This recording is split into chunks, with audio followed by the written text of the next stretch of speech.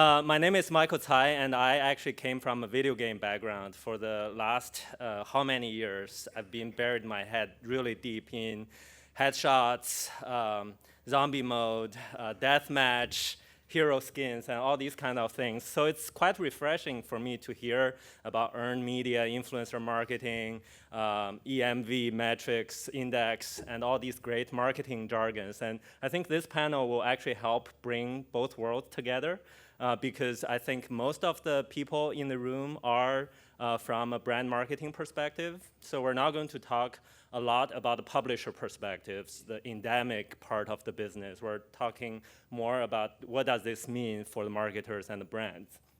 So I'm going to set us up later on with my questioning, but before I do so, why don't we take turn to do a quick intro of ourselves, half a minute, who you are, what are you doing in the esports business. We're in the age of Twitter, so 140 letters or less, if you could. So my name's Andy Swanson. My technical new title is eSports Evangelist at Twitch, which means it's my job to go to places like this and talk about esports, educate as honestly as possible, to teach people about what the opportunity is and what are some of the challenges that come along with the unique ecosystem that is esports. Very good, thank you. Good afternoon, Dan Ciccone, Managing Director for RevXP, and RevXP is the agent for Optic Gaming. I've been in the space for about 10 years, or at least gaming. I've been involved in esports for the last 5 or 6 years. And RevXP, we basically represent a number of top influencers within the space to help facilitate sponsorships with traditional brand marketers. That's really the approach that we're taking, is we're focused on the non-endemic world to bridge that gap of communication between the influencer as well as brand marketers and make sure that there's a mutual understanding of what's expected and what the ROI is from all of these partnerships. So one cheap plug, Optic Gaming, the book is coming out the middle of May, so if anyone wants to see the inside, what it's like, how these guys came into being, and it's not just about Optic, but to get a really good idea, feel free to pick up the book.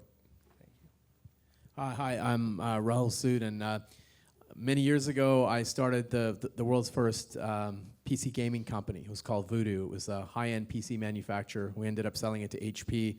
And then I joined Microsoft, started Microsoft Ventures. I ran that for a little while. And I recently started Unicorn. Unicorn is a really interesting company. We sit at the intersection of sports, video games, and gambling. And we have investments from people like Mark Cuban, Ashton Kutcher, Binary Capital, a number of very interesting people, Liz Murdoch, people like that. And yeah, so I've been in esports. Back in my roots are in gaming. I'm a gamer for life. Back in the space that I love, and it's a really cool business. You want to show everyone your tattoo? Yeah, my tattoo. This is my original company on my leg. I know it was like my baby out of high school. So that's the only tattoo I have at the moment. But yeah, awesome. That's it. Matt. I'm Matt West. I'm a content strategist and producer with the Ayzenberg Group. I've been in the gaming space for a long time. I actually come from a broadcast background. I've been a producer and a storyteller and a programmer. And so, where I sort of intersect with esports was I was one of the people that helped develop Riot's esports broadcast program. So now I took kind of a detour back into broadcast for a minute to apply what I learned about telling great competitive stories online for shows like American Idol and So You Think You Can Dance for Fox. And then I got an opportunity to come over and share what I've learned there with the folks at Ayzenberg. Recently wrapped the Halo World Championship for our good friends at Microsoft and Xbox. And find me online at Half-Ton Gorilla if you want to play. We can play. Well, kudos for all the Riot events you guys actually did when you were back at Riot. So almost all of us have been in the esports space for a while now. My first experience was actually a report I wrote back in 2005. A couple of wealthy investors actually paid me 20 grand to write a report, and then they flew me to New York, and there was a black limo waiting for me, and then suddenly I was ushered into a boardroom interviewing 2 young guys who were founding an esports company back then. Just imagine, like 10 years ago, those two Israeli investors, they knew nothing about gaming, knew nothing about esports, and that company didn't get funded. They were too ahead of their time. But we've come a long way. I mean, what's the tipping point? When did this floodgate suddenly open? 2 years ago. Yeah, I would. So we use at Twitch. We use the analogy of esports is a lot like poker, where poker had a large community of people. People have been playing Texas Hold'em for hundreds of years, or over 100 years. Everybody knew it. People have played it in backroom backroom rooms and so forth, and in casinos. So it built in community.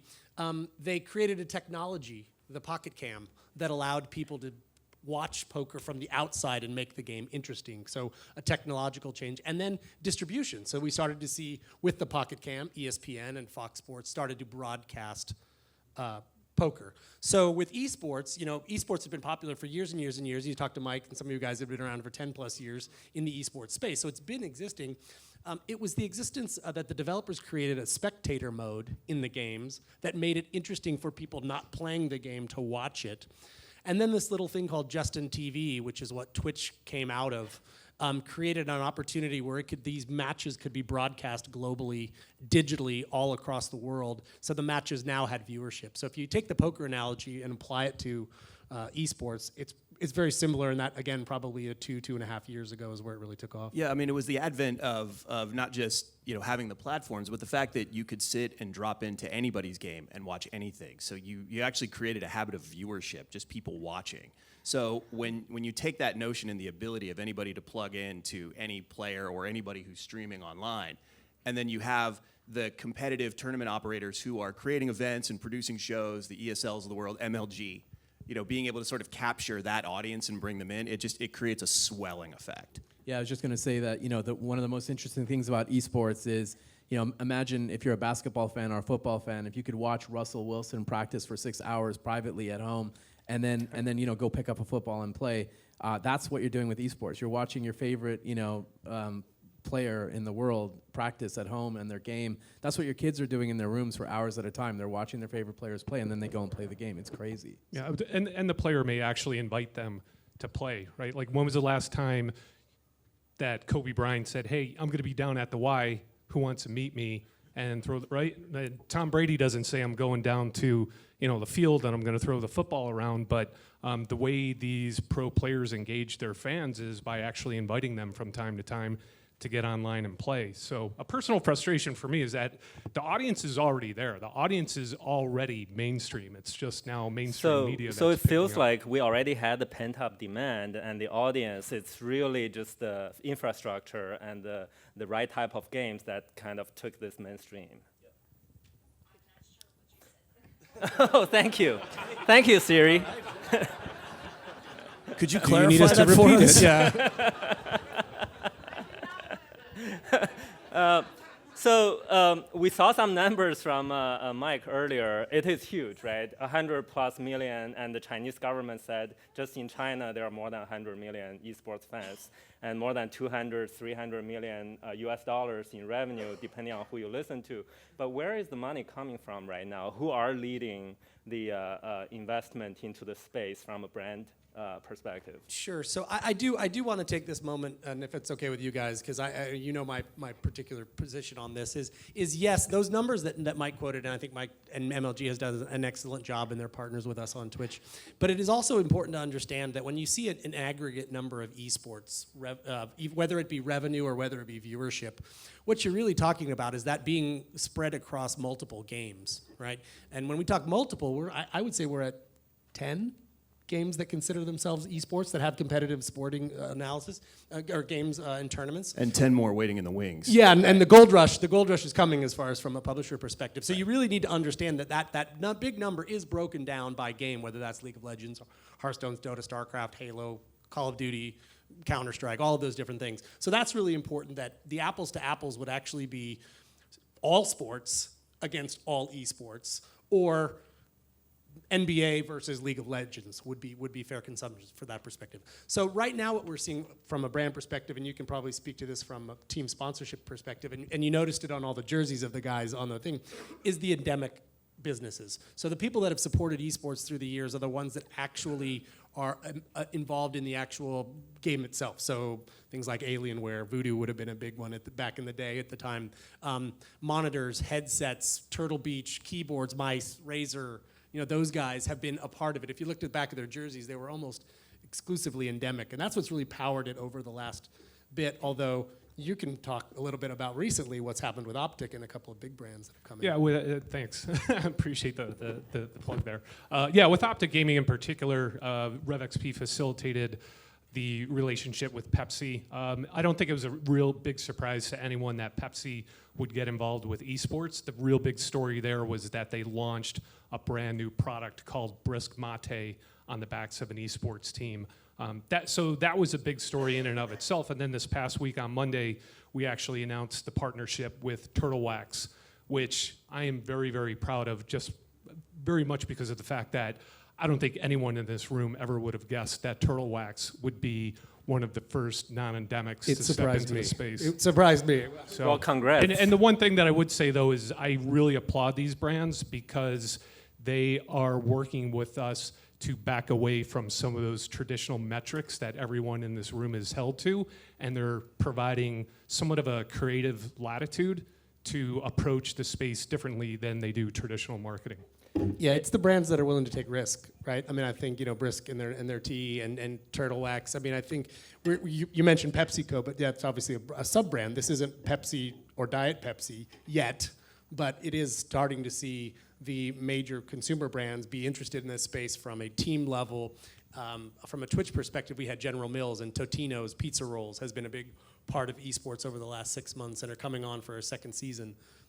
So we're starting to see ones that really understand the demographic and are really willing to take some challenge. Can we talk a little bit more specifics, and then I'll bring Matt and Rahul into the conversation. Now, you mentioned now they're not really looking at the traditional metrics, but they still need to evaluate whether this, number one, aligns with their brand image, and number two, what kind of returns are they getting out of these? How are they doing that calculation? I mean, can you share any insights? So, yeah, I mean, there's definitely a secret sauce. Unfortunately, there's a ton of metrics that the industry holds all of their vendors and partners to. And my attitude is like, look, just because something can be measured doesn't mean you have to measure it.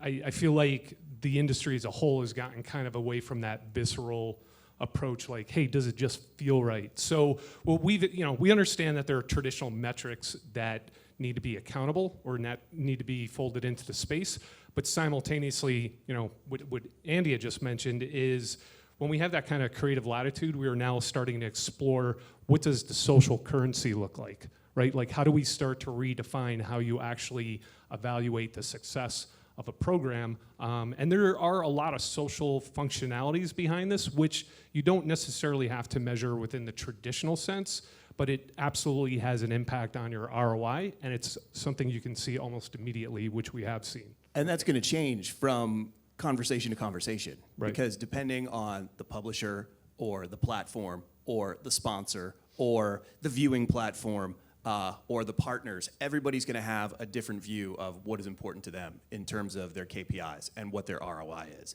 And so, finding a singular solution where everybody has the same idea about what success is it's impossible. So it's really trying to align everybody's best interests and then create a lot of understanding. Andy does a lot to create a lot of understanding and sort of preach and evangelize esports and what it really means. It's providing context where there may not be a lot of context. The gamers get it, the community gets it, the people who have been in the space get it. And you can see that, right? The numbers don't lie. The viewers are there. The community is there. The players are there. Where are we in terms of getting beyond that point? How do we reach bigger people? It's more investment. It's more structure. It's more organization. But in order to do that, you need more people in the mix. You need more structure. And you have to, again, align everybody's expectations and understanding of what success is and those definitions to really move things forward. Otherwise, everybody's just kind of moving outward in their own space. Rahul, you want to jump in here? Yeah, look, I was just going to say, brands have to be creative, right? there's brands like Coca-Cola that are in this space. Red Bull is getting into the space.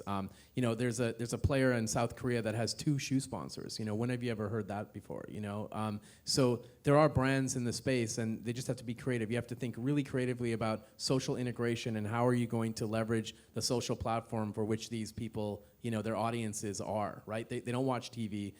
You know, they're all disconnected in terms of, you know, not having cable and that sort of thing. So how do you get in front of this audience and in a relevant way that's authentic? Because if you want to speak to this gaming community or this fan base of gaming of gamers, and even people who may not play the game but just love the game, you have to do it in an authentic way, because they're very fickle. And you know, the word sellout comes up a lot in this space.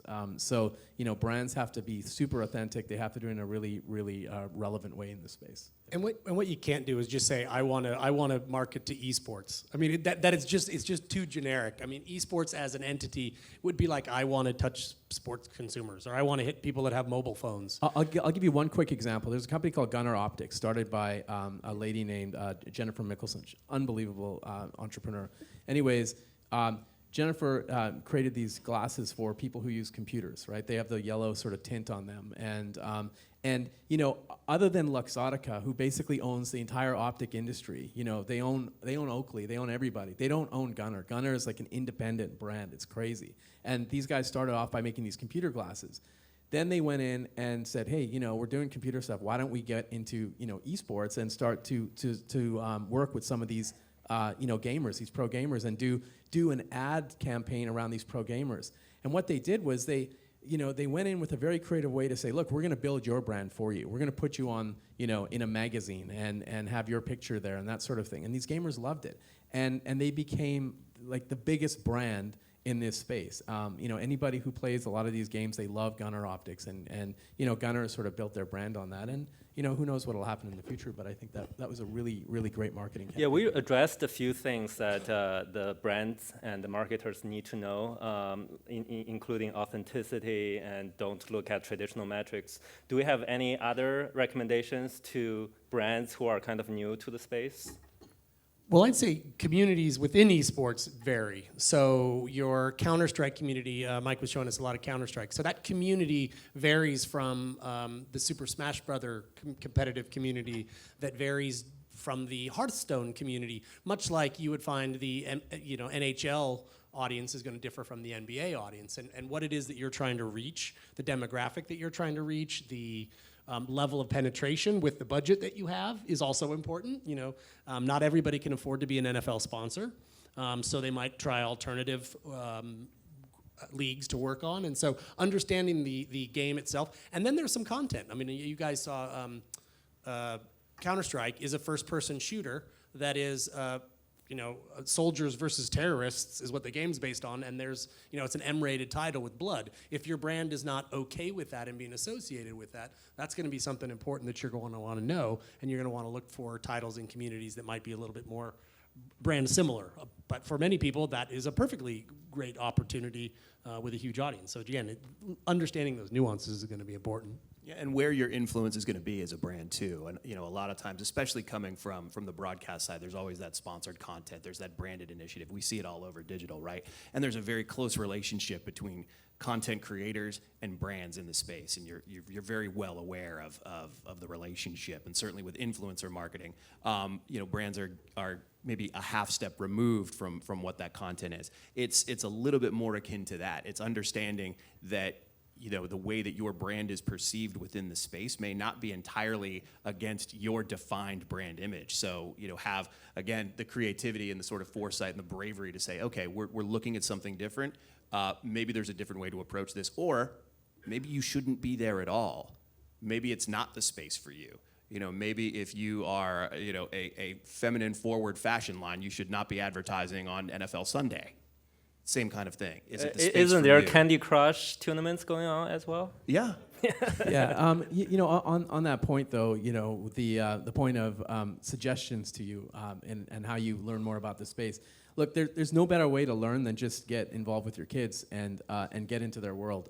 The reason I quit my job at Microsoft to start Unicorn was because of my son. who, you know, he's 13 years old, and he kept telling me, like, Dad, you should go back into gaming. You should look at what's happening. Esports. He kept telling me this. Finally, I downloaded League of Legends and started playing with him, and then I really, really got into it, and I saw what they were doing. Like, Riot basically changed, like, Riot and Valve basically changed this game completely. I mean, Riot's model, they're like the Ferrari of this space. I mean, they have the LCS, which is like their F1, and it's a way for people to get drawn in to be viewers, right? Riot thought, hey, you know, we need more viewers as much as we need gamers, right? And they know that the more viewers they have, the more people that get interested in the game, the more players they'll have at the end of the day, the more skins they'll sell. And you wouldn't know that if you didn't play the game. So, you know, to your point, to Andy's point, you know, there's so many different games and so many different titles and that sort of thing. You just got to get into it and just try it. Doesn't mean you need to be a pro or you need to learn the games completely, but get involved in the community a little bit, because you're all super creative if you're in this room, right? And you'll probably come up with way, way more creative ideas than I would on how to engage these brands. So I think it'd be interesting, Dan, because you're in a unique position that you represent the team and the player side of things. How do you go to market? How do you market Team Optic versus Luminosity versus, you know, all of these guys? I mean, because they're technically your competitors, like the Patriots compete against the, you know. Yeah, no, absolutely. I appreciate it. There's my piece of advice would be for anyone in this room or anyone looking to get into the space is actually don't get hung up about the particular game.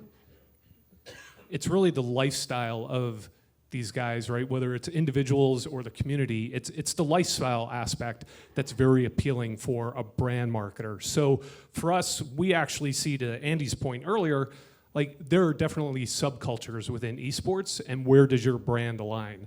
There's what we call I would call it the typical geek culture, right? Like there are certain games where these guys, their entire lifestyle actually revolves around the game. There is the bro culture where the game is just a part of their lifestyle. So, you know, some of it is somewhat stereotypical, but like that bro culture, they don't plan their entire life around the game. The game is just a natural extension of what they're doing, versus the other culture where their entire lifestyle actually does revolve around the game and their whole social structure. But again, don't get too hung up in the games. Try to pay more attention to the lifestyle that surrounds those games. All great recommendations. This is probably the fastest 30 minutes ever in my life, and we only have like 10 minutes left. I do want to address the challenges. I mean, as large the market is today, I mean, I remember the days when Fatality making 150 grand a year and launching a line for creative, that was a huge deal. But now you've got 10 plus gamers making $1 million a year, right?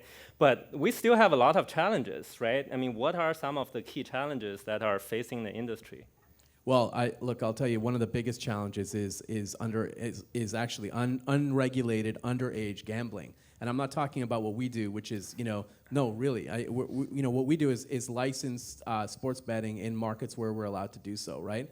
But there are websites out there where kids can connect their gaming accounts to their platform and gamble their skins in a lottery type thing.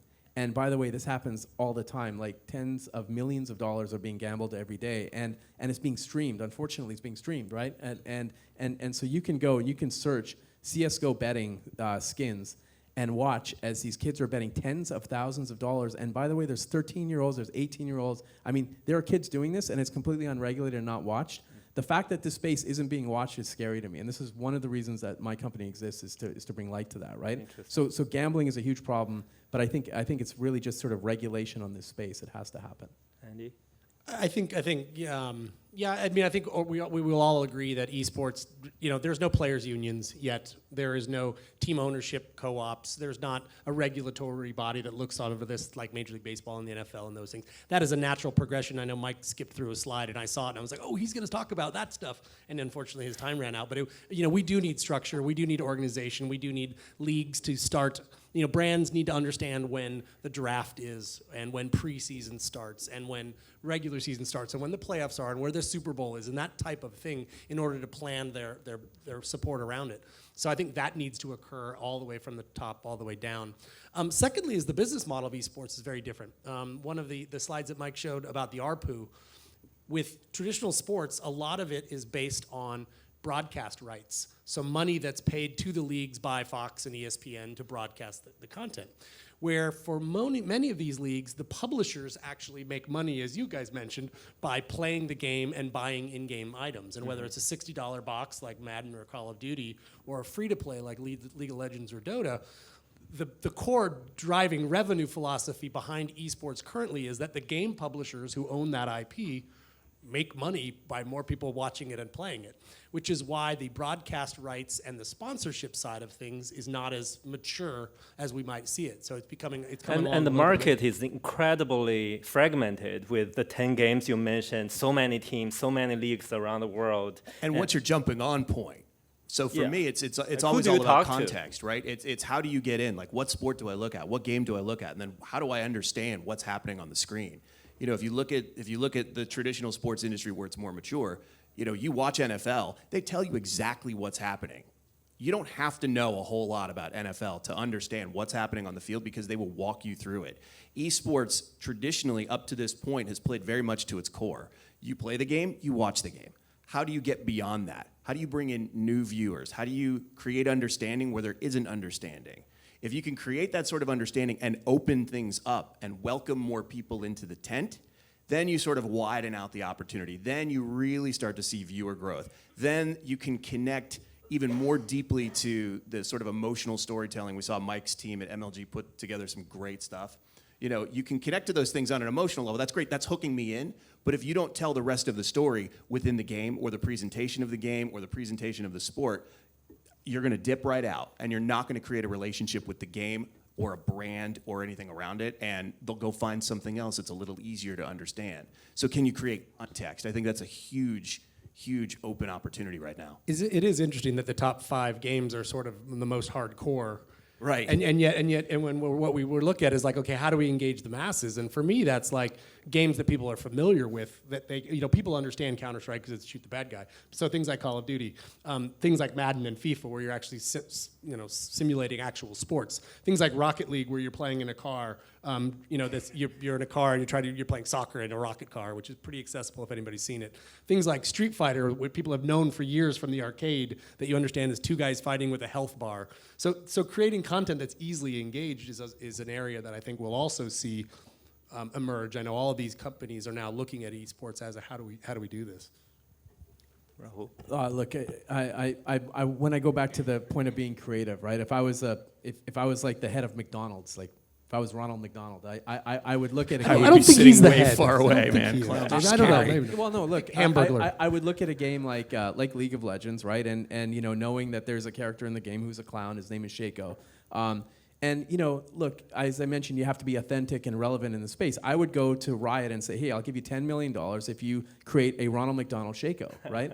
And we tie in some hamburger giveaway or some kind of crap like that. I mean, something like that would be, you know, I think Isn't it'd be that relevant. selling And out? honestly, I think gamers would like that. But I think, you know, just it goes back to just being creative and really thinking outside the box. Right? Okay. Now, 5 minutes, meaning including audience question or no? Yeah, No? Okay. including audience questions. So if we have, now would be a good time to start with questions if there are any. Sounds good.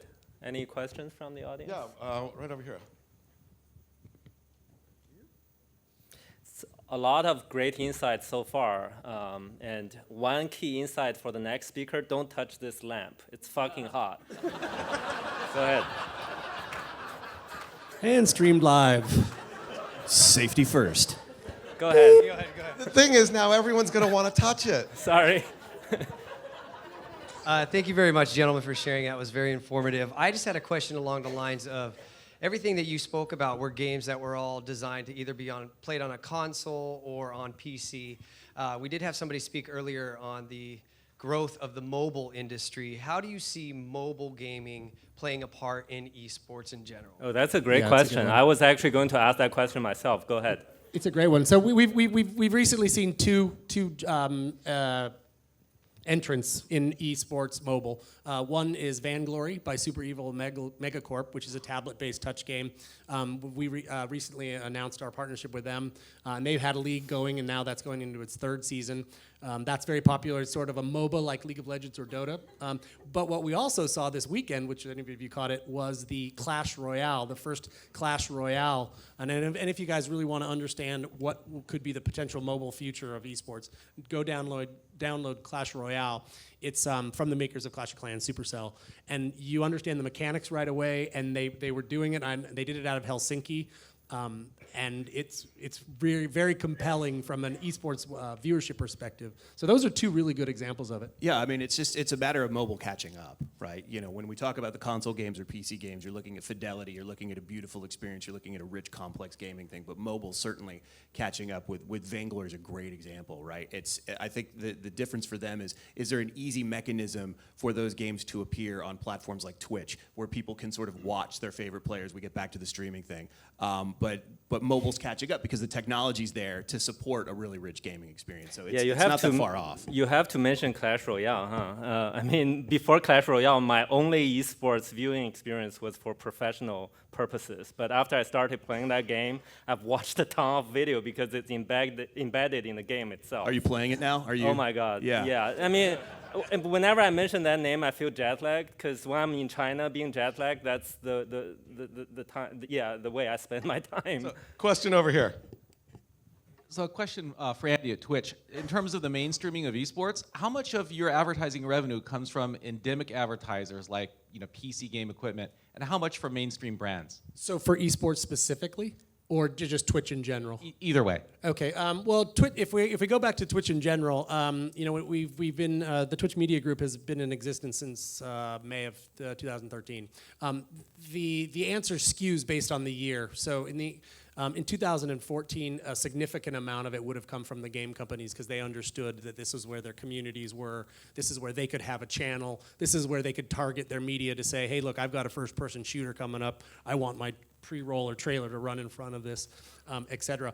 Second was the film studios because they saw the demographics saying, hey, these are 18 to 35-year-old males. Let's put my sci-fi action film, buddy comedy kind of in there. And now, this year in 2016, it's the tipping point where it's the non-gaming, non-entertainment brands are starting to become a significant portion of it. I would say esports is probably 2 years behind that. From an endemic perspective, it's still dominated by the Intels, the NVIDIAs, the Alienwares, the Razers and the Astros and the headset communities. We're starting to see, last year in 2015, we saw basically all of the non-gaming brands standing around the esports pool, sort of dipping their foot in a little bit here and there, all looking at each other saying, who's going to do the cannonball?